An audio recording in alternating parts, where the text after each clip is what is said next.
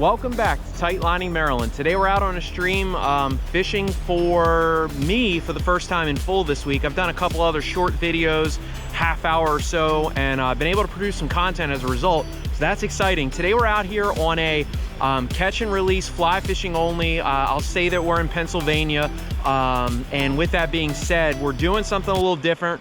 We are fishing our bat and kill Orvis. It's a click and pawl reel. Really, really cool. Starting to love that already. We're using the Orvis Superfine Glass series. It's a 7'6" 3-weight.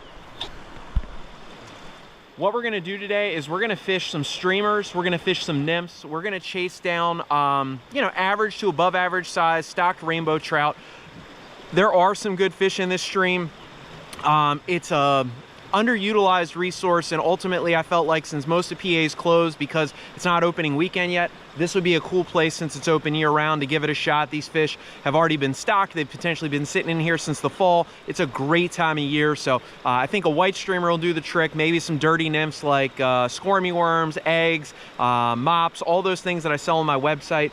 Those are things that I'm hopeful to catch some fish on today. So with no further delay, let's get to fishing, and thank you as always for tuning back in.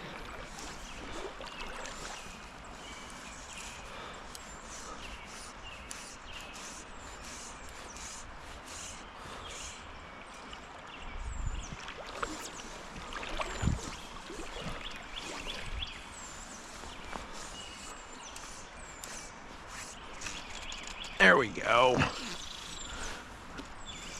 That's fun. On the streamer, first fish on the new rod. Right by that rock where he's supposed to be. Whoop, there we go. Good stuff. Always nice to put a small tug in the rod. Alrighty. All right, so we got our first fish on the new rod. Not feeling completely inept, fishing more traditional. And other than that poor release, we're gonna say that it's been a success.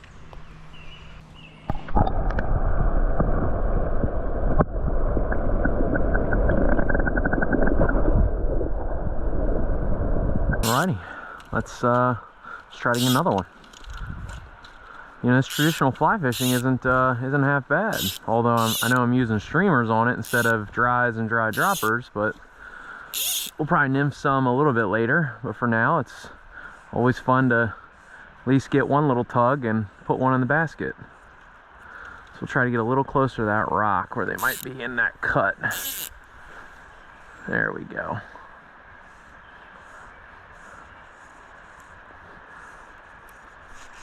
There's another one. A little bit better one too.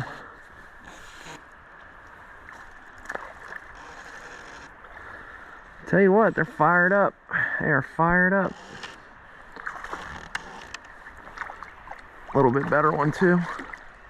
There we go. That's fun. That's fun. Right where they're supposed to be too. All right, that one's already come off.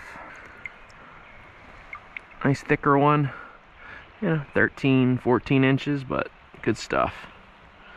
There he goes. Probably right to my feet.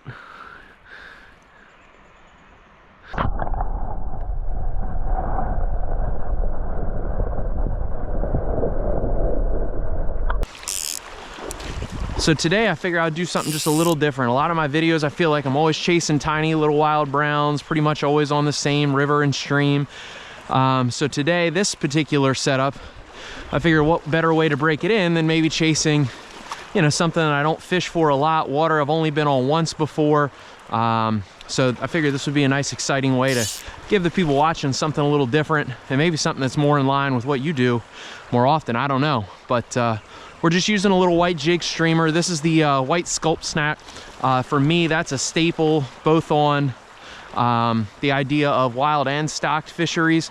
I also figured that these fish, you know, they're stockies and they typically eat, you know, the standard nymphs of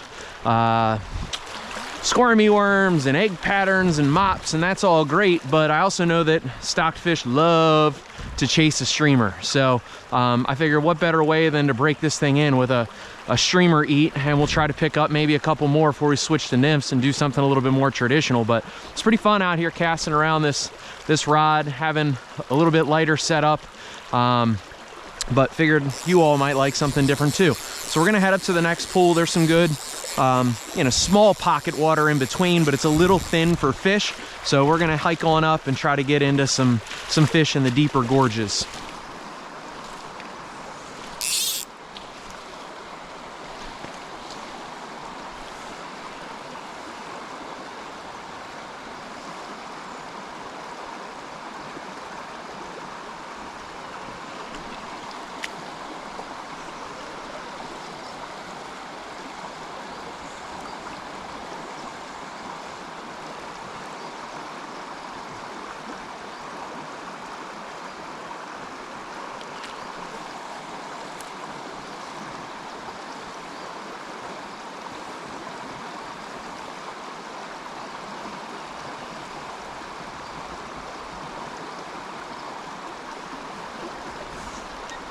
There we go. Back in that softer film. Took the mop fly. Going a little dirty on these stockies.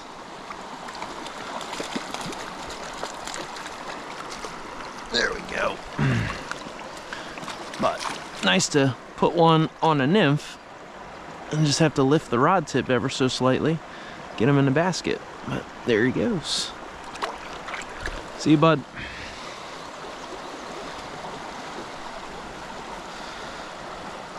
Well, that's pretty fun. Now I see why you people out there nymph the way you do. That's cool.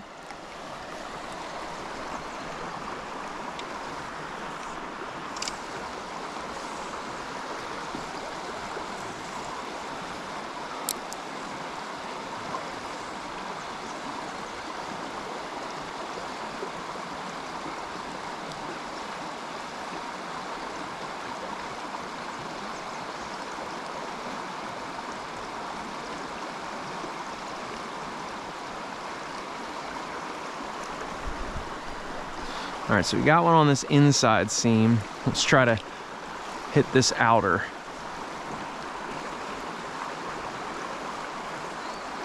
See if there's something down in the depths over there. Yep. That's a little bit better fish. Not great, but a little better. If nothing else, looks a little prettier. But they're all taking that mop.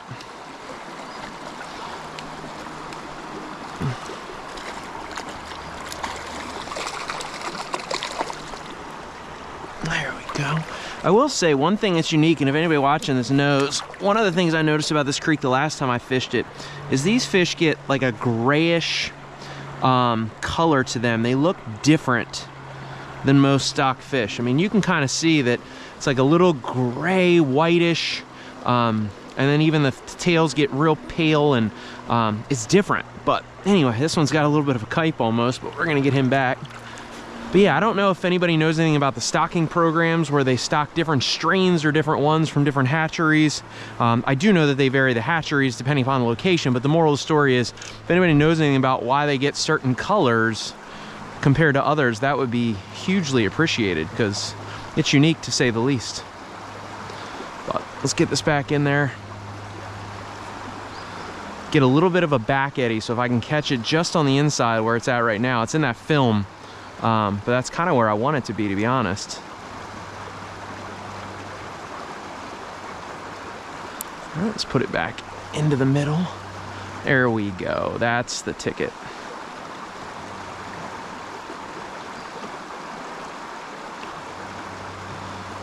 Do it again.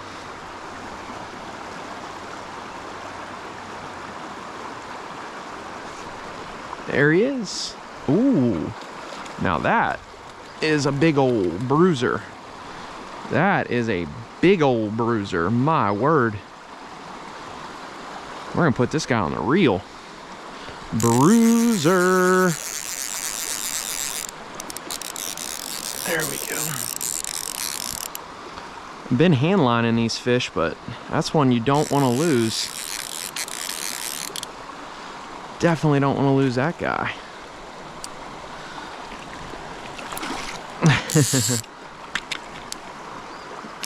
Well, the drag works.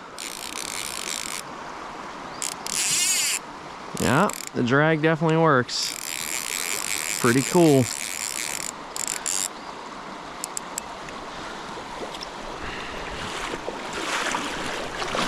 Oh, you stinker. Well played, sir. Well, I'm gonna do the opposite now and play the current against you.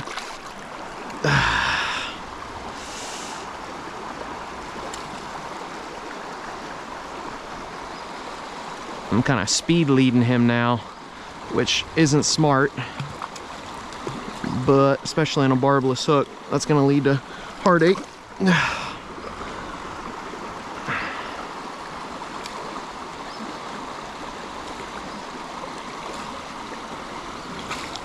I just want that head up.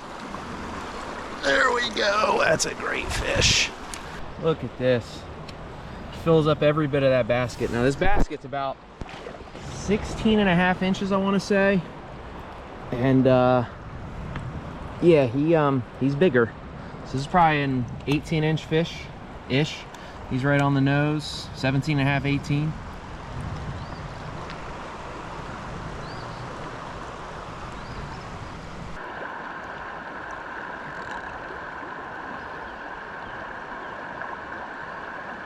Alrighty, we're gonna get this big guy back. He gave us an excellent fight. That's all we can ask for. So we've caught 3 fish out of this hole, 2 of which have been real dandies. And they've been really fun on this click and paw reel and this nice light setup. I mean, that last fish definitely gave me a pause for concern where I wasn't sure if we would get him in.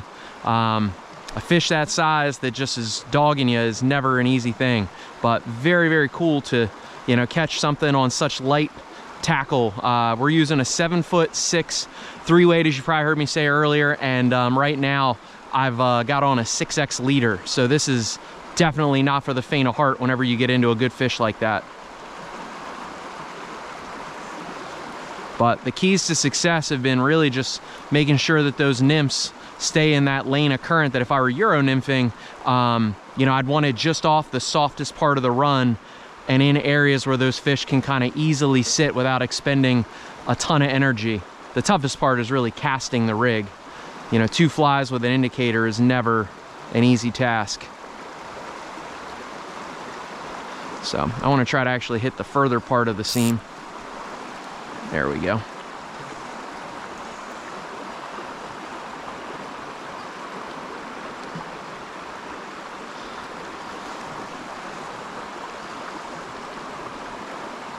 I'm actually kind of fortunate that my nymphs have been able to stabilize themselves in some of these runs. That one took the egg, and he was in water that I've already put some nymphs through. It'll be interesting to get a look at this guy, because I want to know if there's any repeat offenders. And if you're watching this still and seeing me catch fish, I want to know if you've ever caught the same fish twice. Leave a comment if you've ever caught the same fish twice. So now as I get a better look at this fish, I'm thinking less and less that it is, but I won't know until I get it in. Nope, that's a different fish. But another good one. Another good one. He looks more the part of an average stocked rainbow.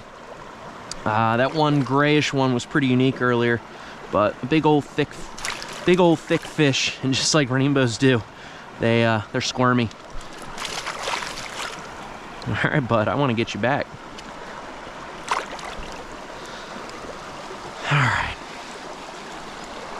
All right, well, that's 4 fish out of this little hole. I'd have been curious to know if I was Euro nymphing how that would have gone.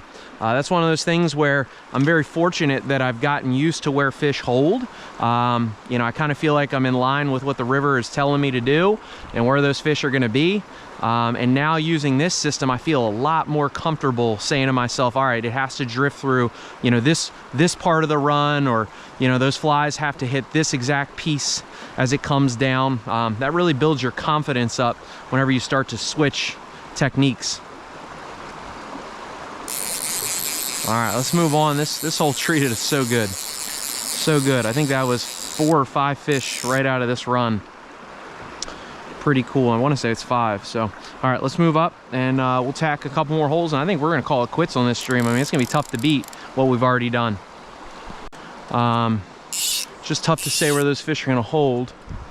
I don't fish a ton of water like this, and I don't fish for stock trout a ton. So, you know, a little bit of a guessing game here. But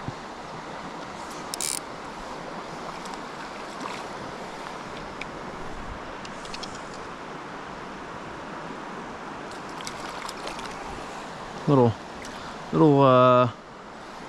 creek chub sitting in here, fall fish. Selfishly was hoping it was a brook trout, but that's all right.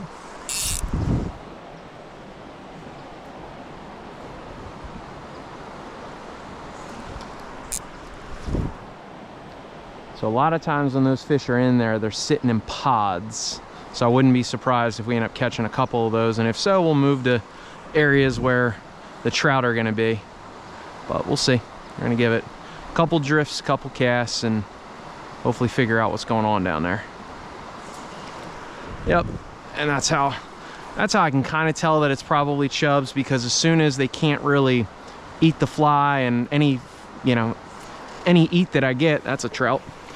Any eat that I get, basically, I don't get in contact with it. It's just one of, there we go. Go ahead, do another one. But anytime that they, you know, the indicator goes down, but it's inconsistent, it's not staying down, that's how you kind of know. There you go. You kind of know it's probably a chub or a dace fall fish type setup. So that's all right. He was just sitting in that perfect seam. You know, it's slow, but it's got enough current where a fish can sit.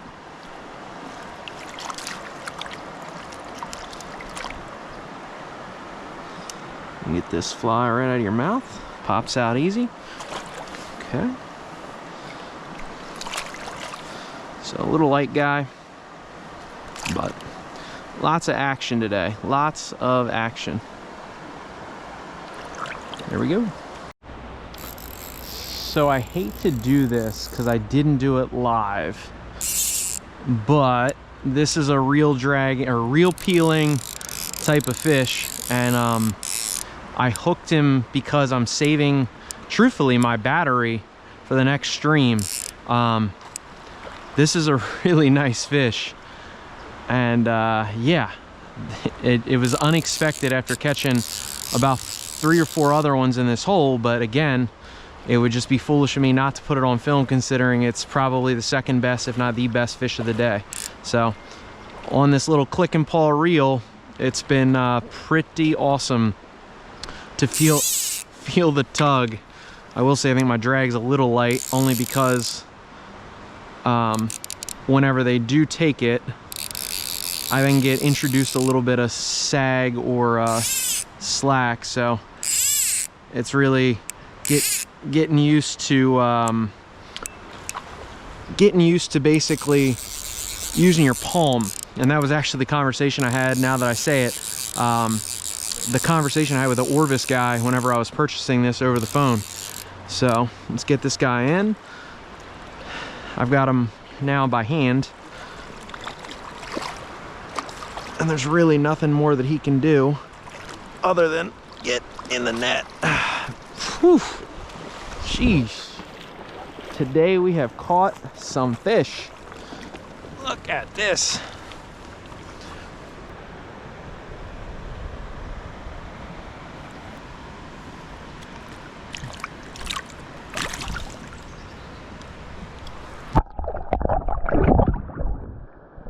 So that's gonna wrap it up for Tight Lining Maryland. I had an absolute blast today. Got to come out and catch a bunch of fish on a different rod, fish in water that I don't typically come to, and got into a pretty big one today. So overall, a huge success. Thank you as always for tuning back in. I really hope you enjoyed, and tight lines the next time you hit the stream.